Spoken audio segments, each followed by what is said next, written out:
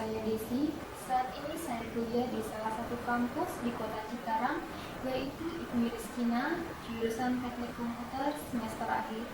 Adapun maksud dari pembuatan video ini adalah untuk memenuhi salah satu syarat pembuatan TA. Adapun judul yang saya akan bawakan di sini adalah tentang motivasi kerja. Motivasi berasal dari kata Latin mover, yang artinya dorongan atau daya penggerak. Motivasi ini sangat diperlukan seseorang dalam menjalankan segala aktivitasnya, dan menjalankan hidup seseorang memerlukan banyak motivasi agar ia dapat menjalankan segala sesuatu yang dapat mempertahankan kelangsungan hidupnya. Dalam dunia pendidikan, seorang anak memerlukan motivasi baik dari orang tua, guru, maupun teman-temannya agar ia mampu meningkatkan prestasi belajarnya. Hal ini pula yang dibutuhkan orang dalam dunia kerja.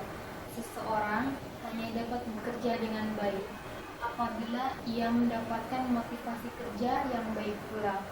Motivasi kerja tidak hanya bersumber dari dalam diri orang itu saja, melainkan memerlukan perpaduan baik dari diri sendiri, atasan, maupun lingkungan kerja itu sendiri. Namun, di balik semua itu, kita perlu mengetahui cara meningkatkan motivasi kerja karyawan.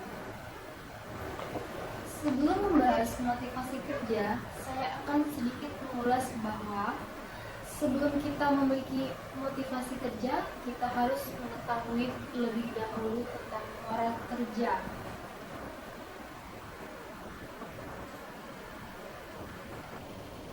Moral kerja adalah suasana batiniah seseorang yang mempengaruhi individu dan perilaku organisasi. Suasana batiniah terwujud di dalam aktivitas individu pada saat menjalankan tugas dan tanggung jawabnya. Suasana batin dimaksud berupa perasaan senang atau tidak senang, bergairah atau tidak bergairah, dan bersemangat atau tidak bersemangat dalam melakukan suatu pekerjaan. Proses menjalani leadership yang efektif memerlukan moral kerja yang positif, dalam arti suasana batin yang menyenangkan hingga memiliki semangat yang tinggi dalam melakukan pekerjaan. Moral kerja yang tinggi merupakan dorongan bagi terciptanya usaha, berpartisipasi secara maksimal dalam kegiatan organisasi guna mencapai tujuan yang telah ditentukan. Banyak faktor yang dipengaruhi tinggi rendahnya moral kerja seseorang.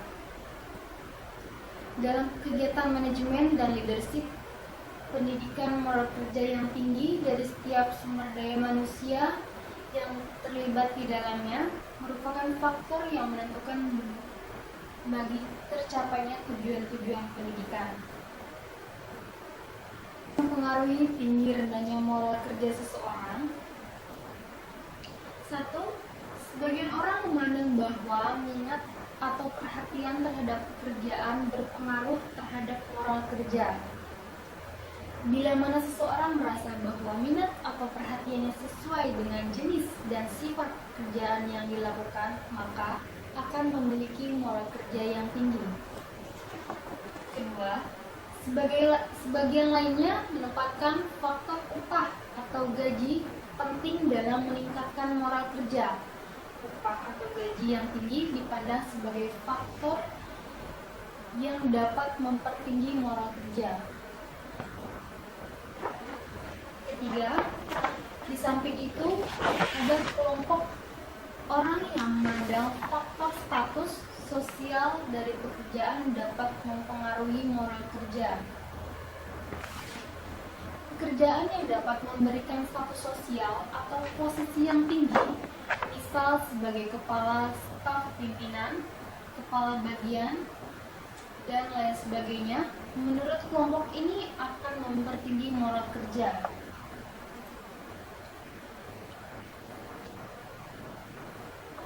Keempat, kelompok lain memandang tujuan yang mulia atau pekerjaan yang mengandung pengabdian merupakan faktor yang dapat mempertinggi moral kerja. Tujuan dan sifat pengabdian diri dalam suatu pekerjaan mengakibatkan seseorang bersedia menderita, berkorban, serta harta, benda, dan bahkan jiwanya demi terwujudnya pekerjaan yang menjadi tanggung jawabnya. Kelima, kelompok terakhir memandang faktor suasana kerja dan hubungan kemanusiaan yang baik, sehingga setiap orang merasa diterima dan dihargai dalam kelompoknya dapat mempertinggi moral kerja. Kita menuju ke topik, yaitu motivasi kerja. Motivasi berasal dari kata Latin movere yang berarti dorongan atau daya penggerak. Motivasi adalah mempersoalkan bagaimana caranya mendorong gairah kerja bawahan agar mereka mau bekerja keras dengan memberikan semua kemampuan dan keterampilannya untuk mewujudkan tujuan organisasi.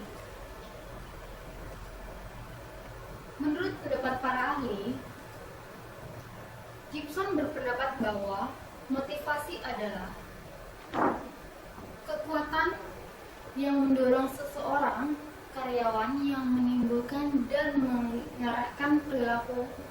Motivasi kerja sebagai pendorong timbulnya semangat atau dorongan kerja. Kuat dan lemahnya motivasi kerja seseorang terpengaruh terhadap besar kecilnya prestasi yang diraih. Menurut Robin, berpendapat bahwa motivasi adalah kesediaan untuk mengeluarkan tingkat upaya yang tinggi untuk tujuan organisasi yang dikondisikan oleh kemampuan upaya atau memenuhi suatu kebutuhan individu.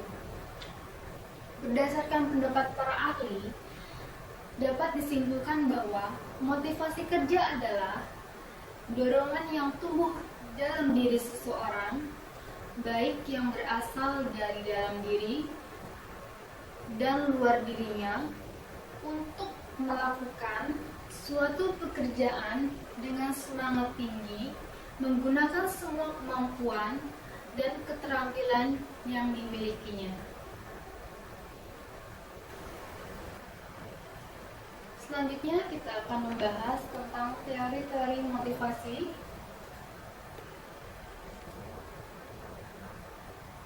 Di mana teori motivasi terbagi menjadi 5. Pertama, teori tata tingkat kebutuhan, teori eksistensi relasi pertumbuhan, teori 2 faktor, teori penempatan tujuan, teori kesamaan atau keseimbangan. Teori tata tingkat kebutuhan, Maslow berpendapat bahwa kondisi manusia berada dalam kondisi mengajar yang bersinambung. Jika satu kebutuhan dipenuhi, langsung kebutuhan tersebut diganti oleh kebutuhan lain. Maslow mengajarkan bahwa ada 5 kelompok kebutuhan, yaitu kebutuhan fisikologi, rasa aman, sosial, harga diri, dan aktualisasi diri. Adapun uraiannya dari kelima kebutuhan itu adalah sebagai berikut. Kebutuhan fisik yang meliputi kebutuhan sehari-hari untuk makan, minum, berpakaian, bertempat tinggal, berumah tangga, dan sejenisnya. Kebutuhan keamanan yang meliputi kebutuhan untuk memperoleh keselamatan, keamanan, jaminan atau perlindungan dari ancaman-ancaman yang membahayakan kelangsungan hidupnya. Ketiga, kebutuhan sosial, kebutuhan untuk disukai dan menyukai, dicintai dan mencintai, bergaul, bermasyarakat, dan sejenisnya. Keempat, kebutuhan pengakuan atau harga diri, kebutuhan untuk memperoleh memperoleh kehormatan, pujian, penghargaan, dan pengakuan. Dan yang terakhir, kebutuhan mengaktualisasikan diri adalah kebutuhan untuk melakukan pekerjaan yang sesuai dengan kemampuan yang dimiliki. Selanjutnya kita akan membahas teori eksistensi relasi pertumbuhan.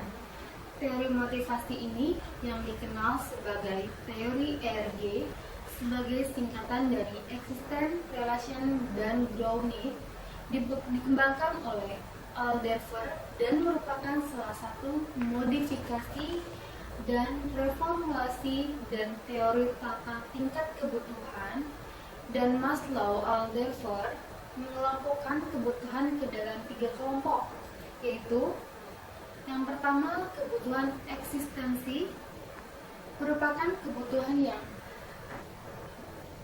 akan substansi material seperti keinginan untuk memperoleh makanan, air, perumahan, uang, mebel, dan mobil. Berikutnya, kebutuhan hubungan merupakan kebutuhan untuk membagi pikiran dan perasaan orang lain dan membiarkan mereka menikmati hal-hal yang sama dengan kita. Berikutnya, kebutuhan pertumbuhan merupakan kebutuhan yang dimiliki seseorang untuk mengembangkan kecakapan mereka secara penuh. Selanjutnya, tentang teori 2 faktor. Teori 2 faktor disebut juga teori Hygiene. Motivasi dikembangkan oleh Herzberg dengan menggunakan metode insiden kritikal. Ia mengumpulkan data dari 203 akuntan dan sarjana teknik. Ia tanyakan kepada mereka untuk mengingat kembali saat-saat mereka merasakan sangat senang atau tidak senang dengan pekerjaan mereka. Apa saja yang menentukan rasa demikian? Pertama, faktor-faktor yang menimbulkan kepuasan kerja. Yang dinamakan faktor motivasi mencakup faktor-faktor yang berkaitan dengan isi dari pekerjaan yang merupakan faktor intrinsik dari pekerjaan, yaitu tanggung jawab. Besar kecilnya tanggung jawab dirasakan diberikan kepada seseorang tenaga kerja. Berikutnya, kemajuan. Besar kecilnya kemungkinan tenaga kerja dapat maju dalam pekerjaannya. Pekerjaan itu sendiri, besar kecilnya tantangan yang dirasakan tenaga kerja dan dari pekerjaannya. Selanjutnya, capaian. Capaian adalah besar kecilnya kemungkinan tenaga kerja mencapai prestasi kerja yang tinggi. Next, tentang pengakuan. Pengakuan adalah besar kecilnya pengakuan yang diberikan kepada tenaga kerja atas unjuk kerjanya. Berikutnya, kelompok faktor lain yang menimbulkan ketidakpuasan berkaitan dengan konteks dari pekerjaan, dengan faktor-faktor ekstrinsik dari pekerjaan dan meliputi faktor-faktor. Pertama, administrasi dan kebijakan perusahaan, penyesuaian derajat kewajaran, penyesuaian yang dirasakan diterima oleh tenaga kerja, gaji, hubungan antar pribadi, kondisi kerja. Berikutnya kita akan memasuki tentang teori penetapan tujuan. Orang yang tugasnya jelas tujuannya dan lebih menantang akan menunjukkan motivasi kerja yang lebih besar daripada orang yang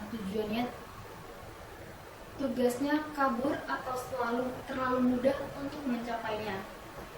Memberi tujuan yang jelas akan lebih memotivasi daripada hanya sekedar mengatakan kerjakan dengan sebaik-baiknya. Padahal tujuan yang harus dicapai tidak jelas. Penentuan tujuan yang jelas merupakan kepemimpinan tersendiri. Oleh karena itu, rumuskan tujuan setiap pekerjaan dengan jelas agar orang-orang yang akan mengerjakan mengetahui dengan baik. Berikutnya, kita akan masuk ke teori kesamaan atau keseimbangan. Bila salah seorang menerima lebih banyak, maka dia akan termotivasi lebih kuat. Teori keseimbangan ini menyatakan orang cenderung untuk selalu melihat rasio antara beban kerja dengan penghargaan yang diterimanya. Orang cenderung akan membandingkan insentif atau reward yang diperolehnya dengan insentif yang diterima oleh orang lain yang mempunyai beban kerja serupa. Bila besarnya insentif antara dua orang itu sama, maka muncul motivasi kerja. Bila lebih kecil, maka akan timbul rasa kecewa yang kemudian mengurangi motivasinya untuk bekerja dengan baik. Selanjutnya, kita akan membahas tentang meningkatkan motivasi kerja dengan cara pertama memotivasi lewat sentuhan-sentuhan kecil. Beberapa bentuk sentuhan kecil yang membuat bawahan termotivir. Pertama, mengucapkan salam terlebih dahulu, mengembangkan jabat tangan yang hangat dengan menatap matanya, memberikan pujian yang tulus dan memergoki orang mengerjakan yang benar, berikan senyuman pada saat bertemu dan berpisah, tanyakan kesehatan dan kondisi keluarganya untuk tunjukkan rasa empati.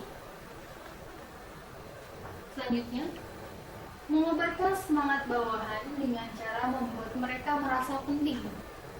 Beberapa cara manajer dapat membuat bawahannya merasa penting. Pertama, dengarkanlah mereka secara baik-baik dengan penuh perhatian. Kedua, hargai pendapat dan ide-idenya, tanggapi dengan umpan balik yang positif. Ketiga, memberikan kesempatan untuk mengikuti pelatihan dan training. Next, kita akan membahas tentang kritik yang konstruktif untuk bawahan.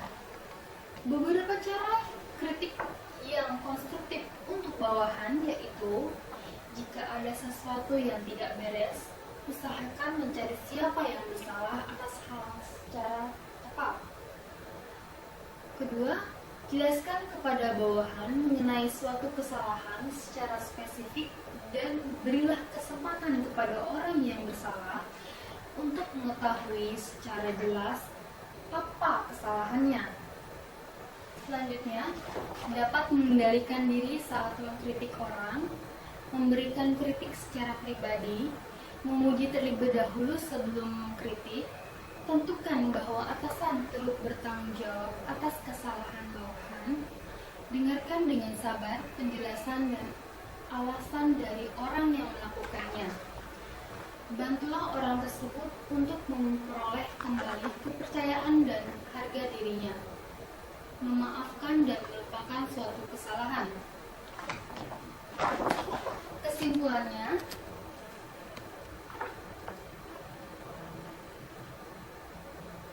motivasi kerja adalah dorongan yang tumbuh dalam diri seseorang, baik yang berasal dari dalam diri dan luar dirinya, untuk melakukan suatu pekerjaan dengan semangat tinggi, menggunakan semua kemampuan dan keterampilan yang dimilikinya. Adapun beberapa cara untuk meningkatkan motivasi kerja adalah memotivasi lewat sentuhan-sentuhan kecil, mengobarkan semangat bawahan dengan cara membuat mereka merasa penting, memberikan kritik yang konstruktif untuk bawahan. Demikian yang dapat saya sampaikan. Terima kasih.